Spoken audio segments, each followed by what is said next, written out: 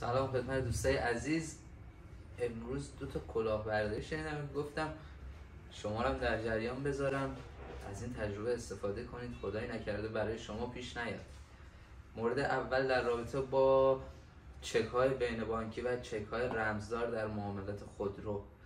دوست عزیزی که یه پرش داشتن، البته توی گیلان نه تهران، ماشینشون رو آگهی میکنن و یه بازدید کننده میاد برای دیدن ماشین رو میبینن و خیلی موجه خودشلواری و پرستیژ ماشین رو بازدید میکنن و مورد پسندشون میشه. قول قرار میذارن برای محضر و قبل از اون گرفتن چک رمزدار یا بین بانکی. فردای اون روز با هم میرن بانک. به گفته خود خریدار بانک تهران مراجعه میکنن و اینکه خیلی تاکید میکنن که من از سرشناسان هستم و فلانجا بورسازی کردم و حالا خلاصه کاری نداریم. وارد بانک میشن، دوست فروشنده میشینن توی صندلی‌های انتظار منتظر میمونن و این دوست خریدار میرن پیش رئیس بانک.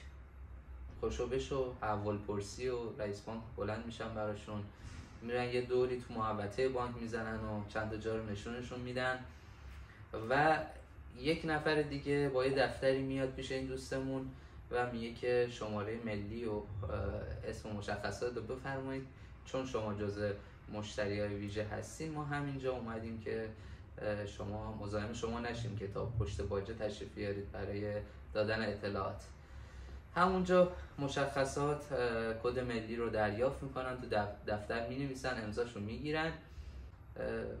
دوست خریدار میاد و میگن که اینجا چون حالا کروناست فضا آلوده است، بریم توی جلوی بانک یا حیاط بانک منتظر بمونیم تا چک صادر بشه. بعد گذشت چند دقیقه همون دوست گوچلواری با لیبل بانک و اینا میان و چک رو تقدیم فروشنده میکنن. چک هم تطابق میدن، اسم، مشخصات و تمام چیزها مورد تایید بود، هیچ مشکلی از نظر اون فروشنده توی چک نبودش. اصرار میکنن خریدار که چک پیش شما باشه و بریم برای دفتر خونه، که فروشنده میگه نه، چک پیش خودتون بمونه، بریم من کارای انتقال مالکیتش رو تو دفتر خونه انجام بدم و بعد چک رو از شما دریافت کنم. اون دوست خریدار زودتر میرن برای دفتر خونه، جدا میشن از هم. توی این مسیر که داشتن میومدن فروشنده میگه حالا من یه ترمزی بزنم از بانک سوال کنم و از اصالت چک با خبر بشم. که وقتی وارد بانک میشن مبلغ چک یه چیز حدود 2 میلیارد تومان بودش. چه رئیس بانک میرن، همون رئیسی که این شخص رفته پیشش و با هم صحبت کردن، خوشو بش کردن، سوال میکنه که آقا من فلانی هستم و با این مشخصات. رئیس بانک اصلا به جان نمیارن و میگن که همچین چیزی، اصلا همچین چکی ما امروز نداشتیم بخوایم صادر کنیم به نام شخص شما. سوال میکنن و پرسجو میکنن که آقا من نشستم اونجا، کارمند شما اومدن از من امضا گرفتن. گفتم کدوم کارمند؟ و نشونی دادن. گفتن آقا اون کارمندی که شما میگید نیم ساعت قبل از اینکه این آقا بیان اینجا حضور داشتن، اصلا کارمند ما نبودن.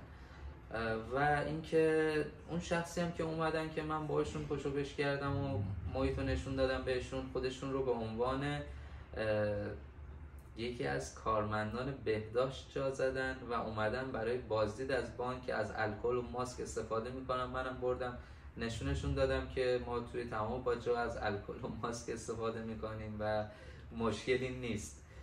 از اینجا بود که اون دوستمون متوجه شد که چه رکبی داره میخوره و خدا رو شکر که قبل از انجام معامله و سند زدن استعلام گرفت و مشخص شد که این یک کلاهبرداریه. پس حتما توی این چک های رمزدار و بین بانکی قبل از انجام سند و انتقال مالکیت حتما از اصالت چک و تایید چک توسط خود بانک مبدأ مطمئن باشید که خدایی نکرده همچین چیزی پیش نیاد.